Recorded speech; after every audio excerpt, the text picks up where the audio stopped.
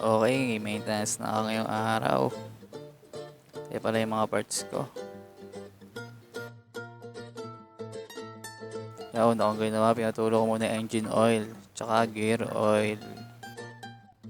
Habang pinapatulo ko, kakalasin ko muna itong takip ng air filter.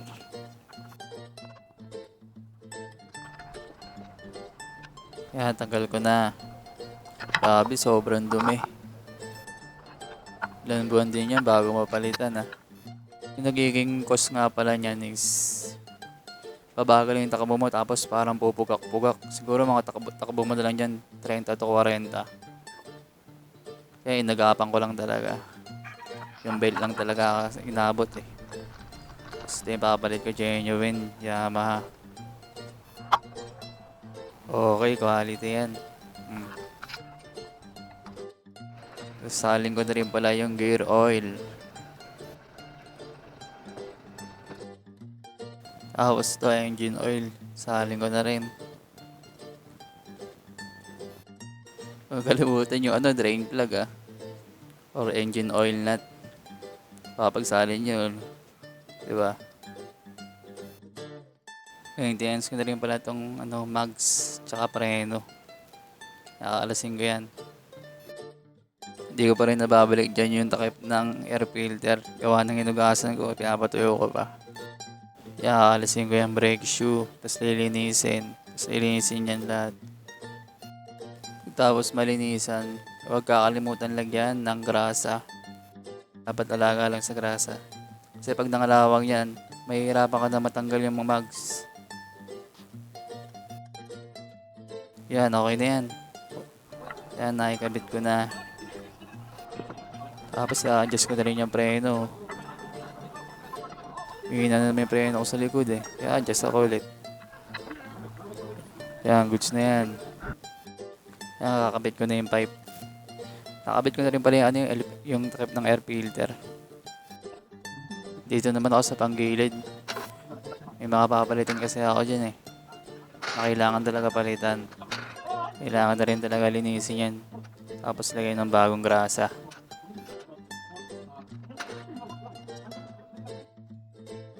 Yan, napakarumi ng loob talaga. Kaya kailangan talaga linisan.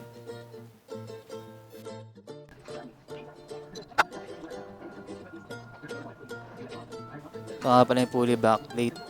Tapos yan, yun yung slider base. Yan, papalitan ko na yan kasi gawa ng sobrang lubag na. Dapat masikip yan.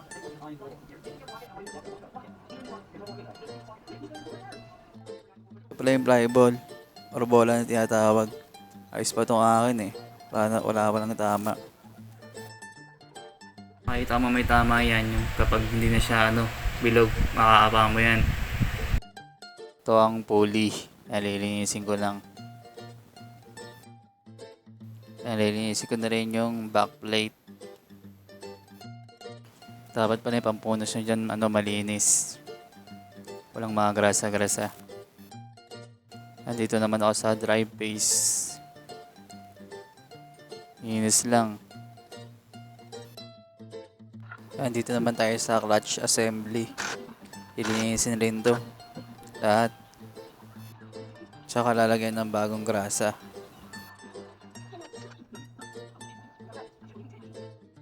Yan, unang linisin ko yung clutch bell.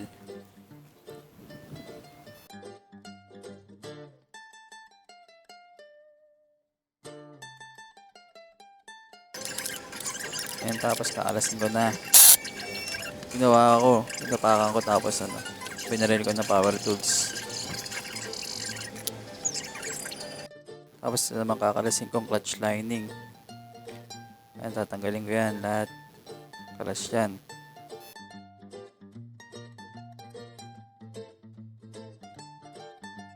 Tapos pag nalinis, nalalagyan ko yan yung pinaglalagyan ng clutch lining.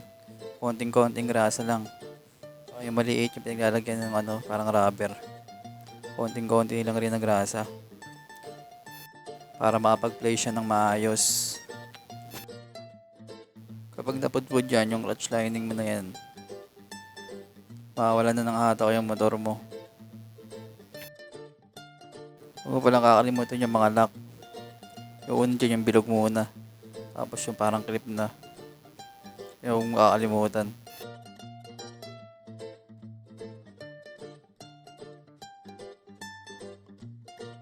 Ito naman nakalinis ko naman yung ano, secondary seat ba yan.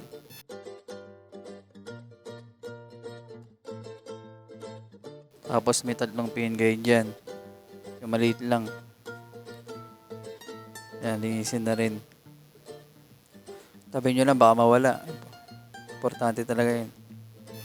Ito naman tayo linisin naman natin yung secondary sliding sheave or female torque drive.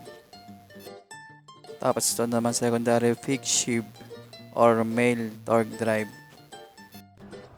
Yan, linis lang ulit. Tanggalin yung mga lumang grasa. Yan, lagay na ng grasa. Ingay lang sa paglagay kasi gawa ng hindi mo pwede malagyan yung ano eh. Ng grasa yun oh. Yung pinaglalagyan ng belt. Slide yun. Huwag kakalimutan ilagay yung pin guide bago mo ilagay yung ano, secondary seat. 5 years na rin sa akin tong motor na to. Alaga lang talaga.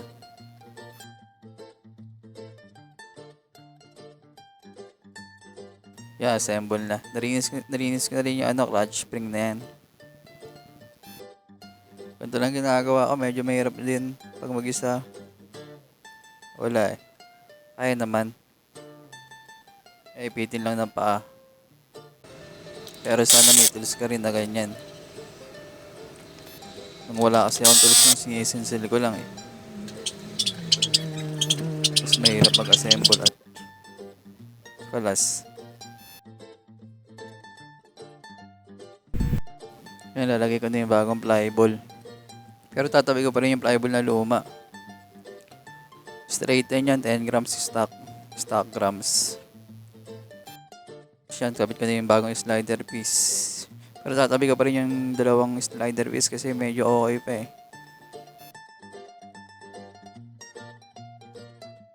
Ito pala yung ano, pulley bushing. Yan, kapag sira na yan, maluwag na yan doon. Dapat masikip yan. Tapos silagyan ko ng konting grasa lang yun. Yung duro lang Huwag yung sa ano, yung isa nilalagyan ng ano ng belt. Dulas yun. Yan, pinapunasan ko ng malinis na basahan na may ano, gas. Kasi parang nalagyan ng ano, ng grasa. Huwag nyo rin kakalimutan yung washer paglagay nyo ng pulley. Kasi importante talaga yan. Yan, lumabas pa pala ako, bumili ang clutch bell nut. Genuine. Tapos na sana ako nyo kaso biglang nalawas na rin yung nut. Yun, okay na, assemble na ako nyan. Okay, goods. Goods na ako niya pagtapos ko niya magawa.